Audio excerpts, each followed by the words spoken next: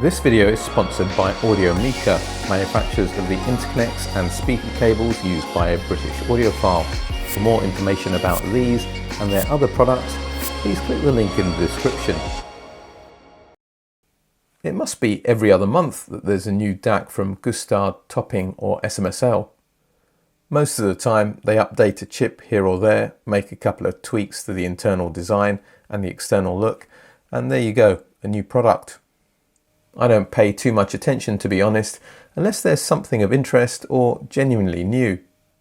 The SMSL VMV D2R uses a Roam chip that's highly regarded and supposed to have a different sonic presentation to the ESS AKM chips, so I thought that was worth checking out.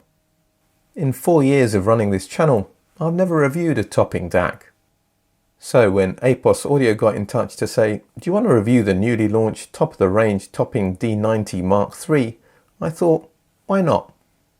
I make no secret that I love the sound of Denafrips DACs. Sure, they suit my taste, but for around £1,000, I can't think of another DAC that has the mix of virtues of a Denafrips Ares. I haven't formally reviewed the latest variant, even though the Ares 12th-1 is my reference DAC at around £1,000. That's because it came out so soon after I reviewed the previous 12th anniversary version. It's been a couple of years since I put the entry Denafrips DAC up against some worthy rivals. That's because I tend to be a bit choosy about DACs that I review at this price and not follow the latest fad. But I think I have a couple of real contenders here, the latest and greatest from Topping, as well as an SMSL DAC that uses a ROM chip, which is supposed to be a bit special. So could one of these DACs finally be the one to knock the Denafrips Ares off its perch?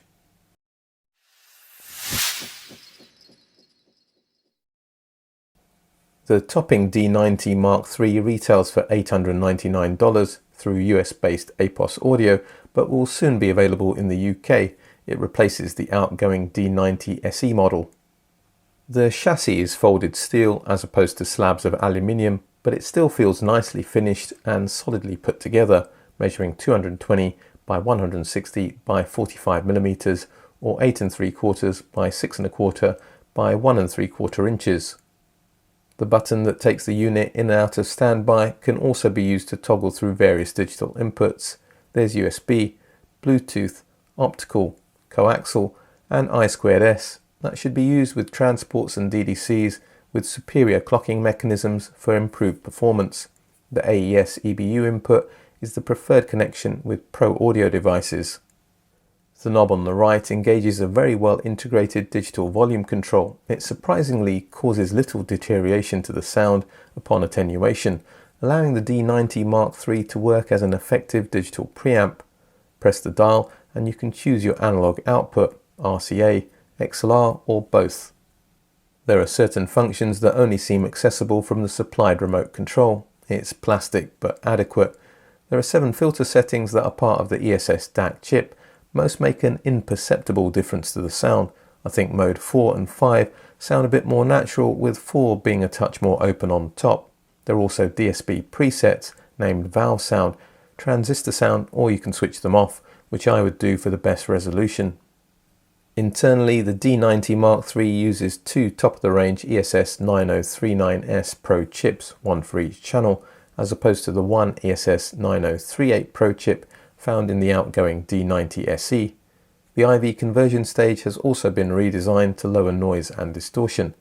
It boosts dynamic range to a claimed 135 dB, which places the D90 Mark III towards the top, if not the very top, of Objectivist measurement charts. On the back, you'll observe the digital connections in the center, and to the left are single-ended RCA and balanced XLR analog outputs. What I expect from these well-designed, top-spec chip-based DACs is a sound that's uber-detailed, but a bit artificial. Not the D90 Mark III. It is the most resolving DAC of the 3 that I've tested here by a whisker, but that isn't the surprise. What is that it isn't that let's shove it in your face and show you how detailed I sound type of presentation. The tonality of the D90 Mark III is very well balanced across the lows, mids and highs, with just a little bit of lightness in the bass and vocal region. It prevents me from saying that this is a totally natural presentation, but it's almost there. The leading edges of notes are superbly well defined and not overly etched, I like a little bit more body to the middle of notes, but the way in which they decay is exquisite. Soundstage is where the D90 Mark III falls behind the other two in this test. It's a little bit narrower than my Denafrips Ares 12-1, but considerably shallower in depth. Overall, this is an extremely resolving DAC that doesn't sound dry or analytical. The topping D90 Mark III gets a highly recommended from this channel.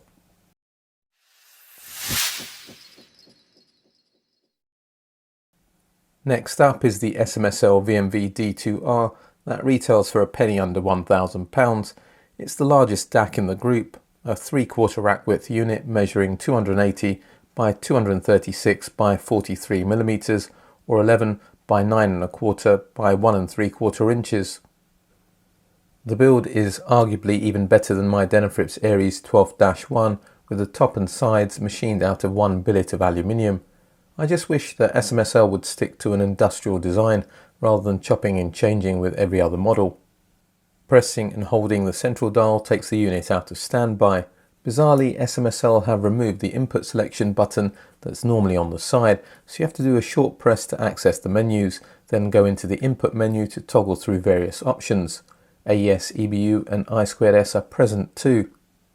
There are just two PCM digital filters and there's a clear winner. The slow roll-off filter sounds more open and refined. The VMV D2R has DSP presets as well. Don't ask me what OSR and HPC stand for, but you want them on. The high setting sounds more open on top and the low setting offering better spatial presentation and refinement. This is another example where the digital volume control doesn't impact on performance.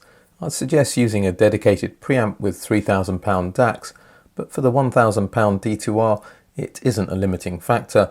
There's a supplied remote control. It's small but all aluminium. The VMV D2R's DAC is based upon a flagship BD34301 chip from Japanese electronics firm Rome.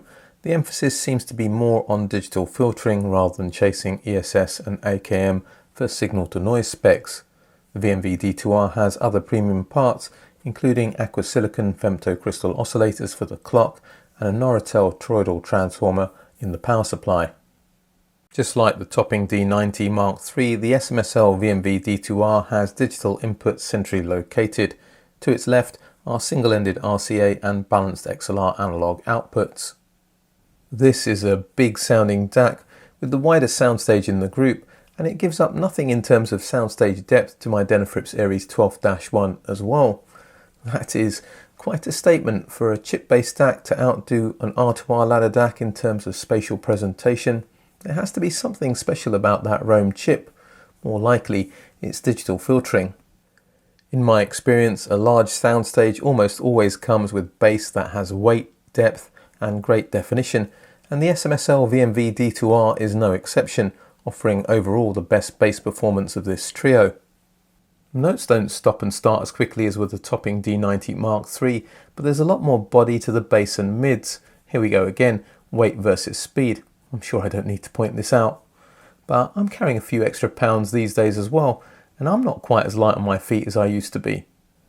There is clearly no issue with timing because the D2R paints not only a large canvas but has excellent placement of performers within it and great instrument separation. My only criticism is that this SMSL DAC is a little bit dark sounding. You don't get that airiness on top, and harmonic structures to vocals and instruments that occupy the mid-range are a bit curtailed. It's very suitable for those of you who are trying to tame bright systems or sensitive to sibilants, but it's a shame for the rest of us because this is close to being the benchmark DAC at its price. As it stands, the SMSL VMV D2R gets a very highly recommended from this channel.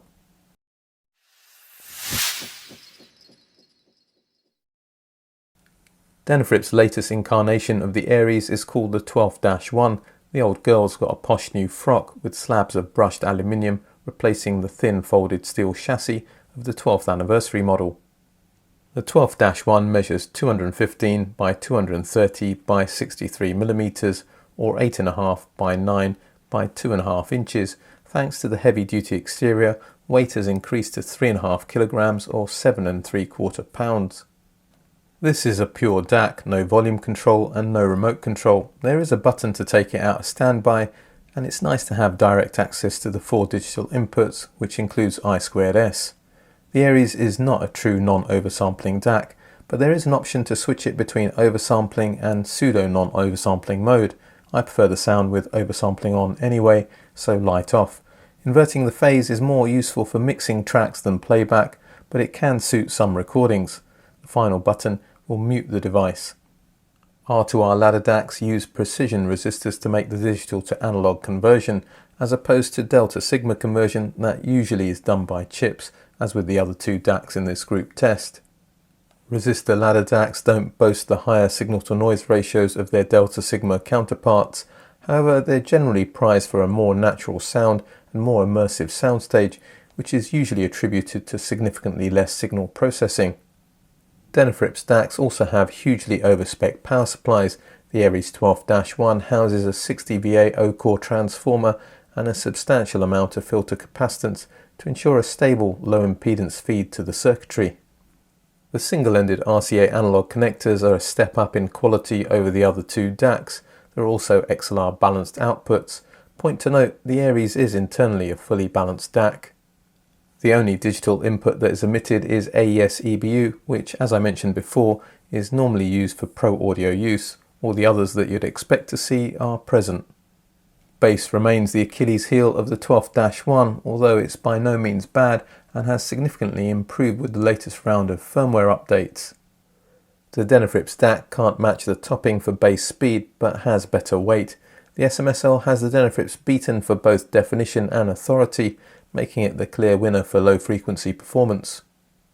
But it's the mid-range where the rubber meets the road, because that's where most musical information resides, and this is where the Ares 12th-1 moves ahead of its competition. It's got better with every incarnation, and I can't fault it. Some might complain that it's coloured on the warm side, but not me. There's plenty of DACs out there that sound fairly neutral in tonality, but for something to sound natural and detailed, a number of things have to come together. You need great resolution to preserve what's on the recording. You need excellent timing to create a 3D soundstage. The leading edges of notes need to be crisp but not sharp. There needs to be plenty of body to the middle of the notes, but not so much as to mask timbral information, and the highs need to be revealing enough to express harmonic structures clearly. The topping D90 III has a bit better resolution and comes surprisingly close to producing a natural tone, but it sounds a little lightweight and small in comparison to the Ares 12th-1. The SMSL VMV D2R is grandiose in scale and dynamics, thanks to its stellar bass performance. It also has very good detail, but lacks that last bit of resolution on top. It's clear that the Denafrips DAC doesn't have everything its own way. The other 2 DACs will be more appropriate for certain tastes and to balance certain systems, but in a well-balanced resolving system, the Ares 12th-1 bring you just that little bit closer to suspending disbelief that you're there at the performance. Surely that's what this hobby is all about, and that's why the Denafrips Ares 12th-1 gets an outstanding from this channel.